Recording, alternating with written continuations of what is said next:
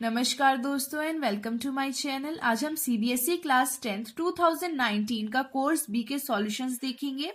इसका first question देखते हैं।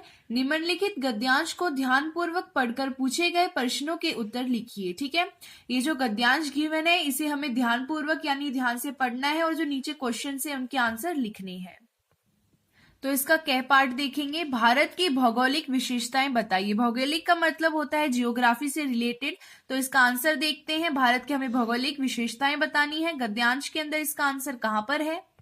तो ये रहा इसका उत्तर। भारत विशाल देश है।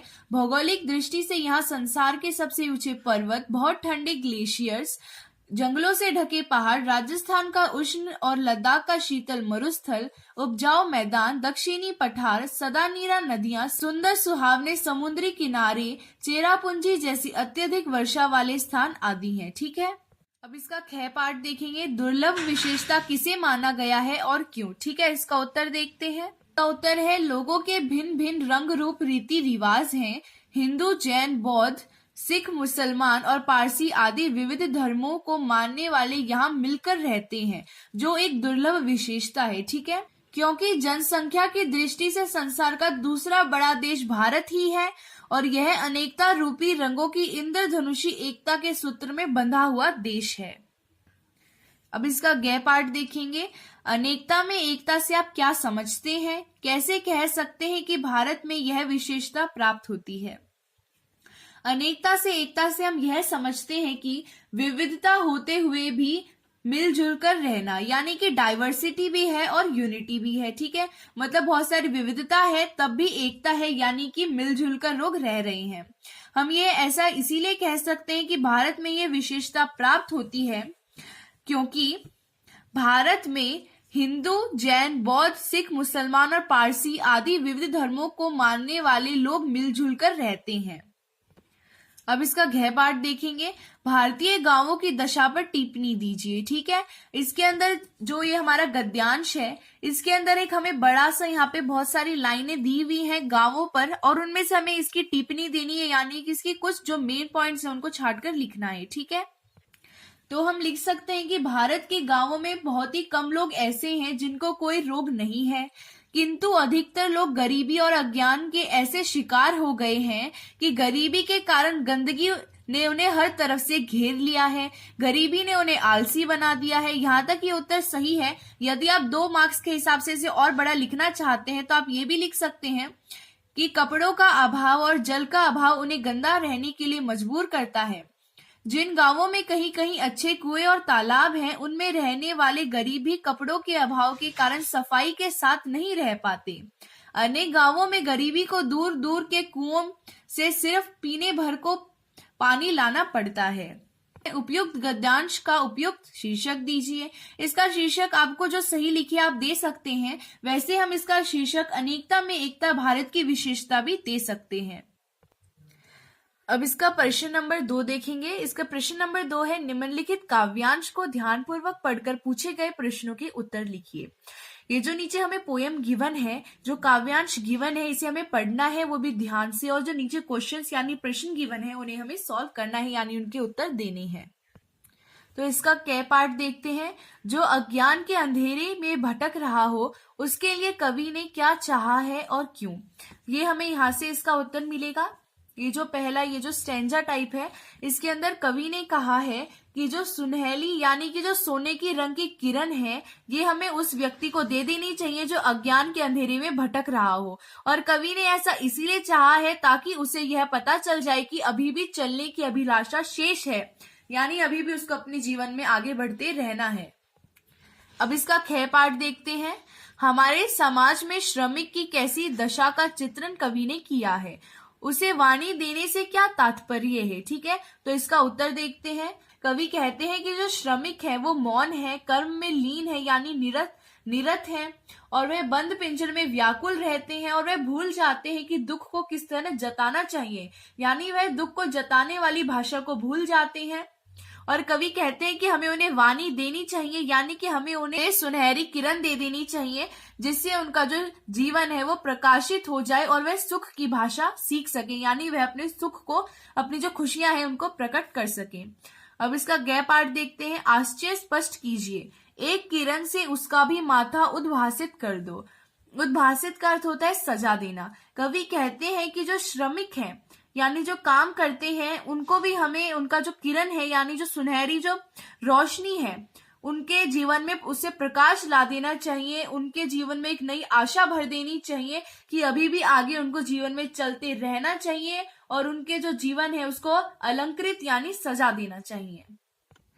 अब प्रश्न नंबर 2 का ही अथवा देखेंगे। इसके अंदर भी हमें जो नीचे काव्यांश दिया हुआ है उसे ध्यानपूर्वक पढ़ना है और नीचे दिए गए प्रश्नों के उत्तर लिखने हैं। अब इसका क पार्ट देखते हैं। तन मन और जीवन समर्पित करने पर भी कवि के मन में कुछ और भी देने की इच्छा क्यों है? ठीक है, इसका उत्तर देखते हैं। कवि कहते हैं कि माँ, यहाँ पे माँ भारत माता के लिए प्रयुक्त है। वह कहते हैं कि माँ तुम्हारा ऋण यानी तुम्हारा तो बहुत ही ज्यादा उधार है मुझ पे।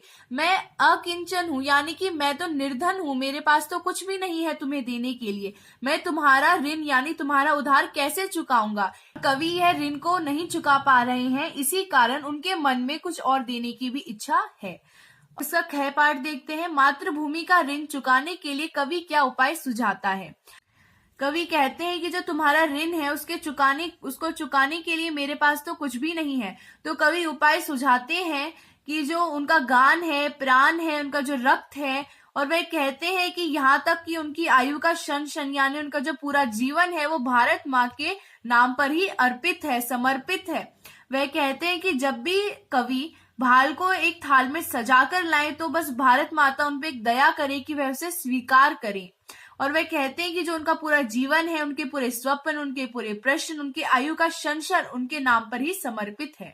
अब इसका ग पाठ देखते हैं। आश्चर्य स्पष्ट कीजिए, चाहता हूँ देश की धरती तुझे और कुछ भी दूं।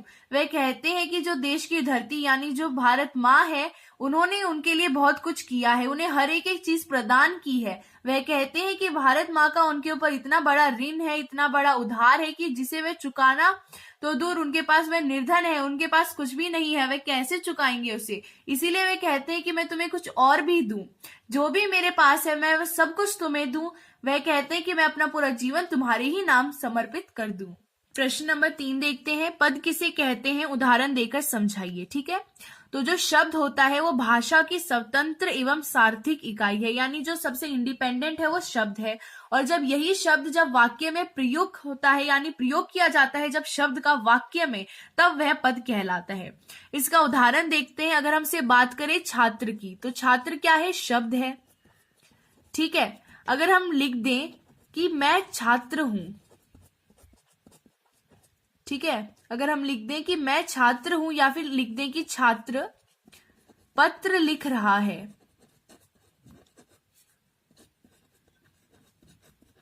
तो यहाँ पे ये जो छात्र था ये शब्द था, लेकिन ये जो छात्र यहाँ पे वाक्य के अंदर प्रयुक्त हुआ है ये छात्र क्या है, यहाँ पे ये पद है। ठीक है, यानी जब शब्द को हम वाक्य में इस्तेमाल करते हैं, प्रयोग करते हैं, तब वह पद कहलाता है। इसका अथवा पाठ देखते हैं। शब्द की परिभाषा दीजिए। तो शब्द की परिभाषा है कि जो शब्द है वो भाषा की स्वतंत्र एवं सार्थिक इकाई है। और लिखिए कि शब्द और पद में क्या अंतर है। जो शब्द है वो स्वतंत्र होता है परंतु पद स्वतंत्र नहीं होता है।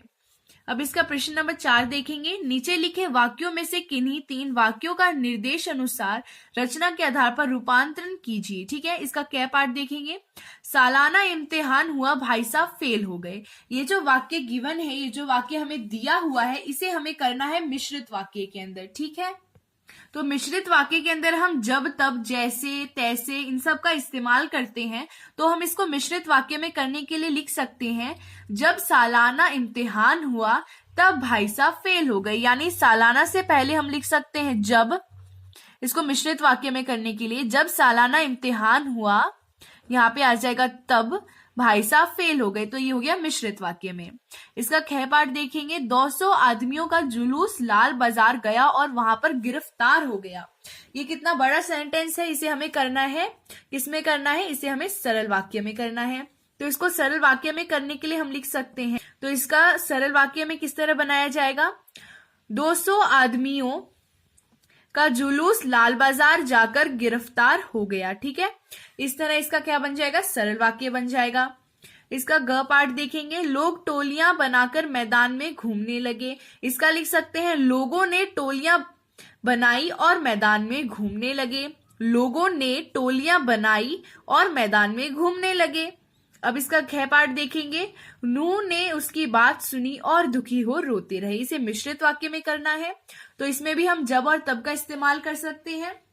हम लिख सकते हैं जब नूह ने उसकी बात सुनी, और की जगह लिख देंगे तब दुखी हो रोते रहे। ठीक है, तब ये क्या बन जाएगा, मिश्रित वाक्य बन जाएगा, मिश्र वाक्य बन जाएगा। अब इसका पांचवा देखेंगे, पांचवा प्रश्न ये हो जाएगा क। इसका देखते हैं, निम्नलिखित में से किन्हीं दो पदों का समास विग्रह करते हुए समास का नाम लिखिए। ठीक है, तो इसका देखते हैं, यहां पे लिख देती हूं मैं यथामति। ठीक है, यथामति। तो यथामति का समास विग्रह क्या होगा, यथामति का होगा मति के अनुसार। यथामति का समास विग्रह हो गया मति के अनुसार। ठीक है, और इसका क्या पूछा है, समास विग्रह करना है और समास का नाम भी बताना है। तो इसमें कौन सा समास है, इसके अंदर है अव्ययी भाव समास। ठीक है, इसके अंदर है अव्ययी भाव समास। और अगर हम आप बीती की बात करें तो इस पे लिख सकते हैं इसका समास विग्रह आप पे बीती। ये क्या हो गया, आप बीती, यानी ये क्या है, ये कौन सा समास है, ये है हमारा तत्पुरुष समास।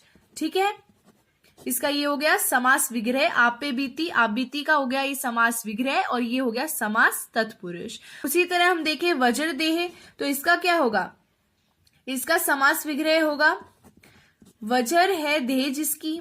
ठीक है, ये क्या है इसका, ये है इसका समास विग्रह।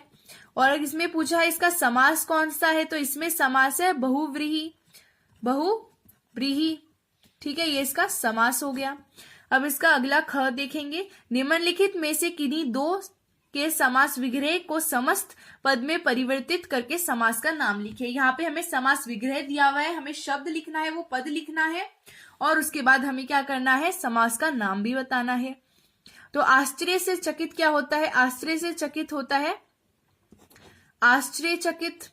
ठीक है, ये इसका क्या हो गया, ये हो गया समस्त पद हो गया ये। ठीक है, और इसके अंदर हमें बताना है कौन सा समास है, तो इसके अंदर है तत्पुरुष समास। ठीक है, ये था षट आनन है जिनके। ठीक है, तो इसका समस्त पद क्या होगा, इसका समस्त पद होगा कार्तिकेय। ठीक है, क्योंकि उन्हीं के 6 आनन होते हैं। और इसके अंदर समास कौन सा है, इसके अंदर समास है बहुव्रीहि। ठीक है, समास हो गया इसका बहुव्रीहि, बहुव्रीहि इसका समास है। और इसका तीसरा है डाल ही डाल में, जिसको हम लिख सकते हैं डालो डाल, जिसको हम लिख सकते हैं डालो डाल। ठीक है, यानी कि डाल ही डाल में।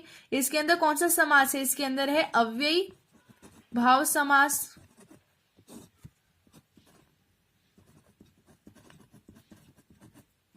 अब इसका छठा प्रश्न देखते हैं, तो इसका क पार्ट देखते हैं, राष्ट्रपिता का देश सदा आभारी रहेगा। इसका शुद्ध रूप है देश राष्ट्रीय पिता का सदा आभारी रहेगा। इसका ख पार्ट देखते हैं, उसकी आंखों में आंसू बह रहा है। इसका शुद्ध रूप होगा उसकी आंखों से आंसू बह रहा है। ठीक है, इसका ग पार्ट देखते हैं, गर्म गाय का दूध लाओ। तो इसका शुद्ध रूप है गाय का गर्म दूध लाओ। और इसका घ पाठ है, ये पुस्तक मेरे को नहीं चाहिए। इसका शुद्ध रूप है मेरे को ये पुस्तक नहीं चाहिए। ठीक है, और आप खाना खाकर विश्राम करो। इसका शुद्ध वाक्य है खाना खाकर आप विश्राम करो। ठीक है, इसका सातवां प्रश्न देखते हैं, किन्हीं दो मुहावरों का वाक्यों में प्रयोग इस प्रकार कीजिए कि आशय स्पष्ट हो जाए। ठीक है, तो सबसे पहले इनका आशय देख लेते हैं कि आखिर इनका अर्थ है क्या। तो कै यानी मुंह की खाना, इसका अर्थ होता है बुरी तरह हार जाना। वाक्य बना सकते हैं हम, इसका वाक्य बन जाएगा, पड़ोसी के घर के मामले में दखल देकर मोहन को मुंह की खानी पड़ी। ठीक है, और इसका ख पार्ट देखते हैं, आवाज उठाना यानी विरोध करना। तो हम इसका वाक्य बना सकते हैं, हमें गलत कामों के खिलाफ आवाज उठानी चाहिए। और इसका ग पार्ट देखते हैं, 2 से 4 बनाना यानी अधिक लाभ कमाना। तो इसका हम वाक्य बना सकते हैं, आजकल के व्यापारी सिर्फ 2 से 4 बनाने में लगे रहते हैं। ठीक है,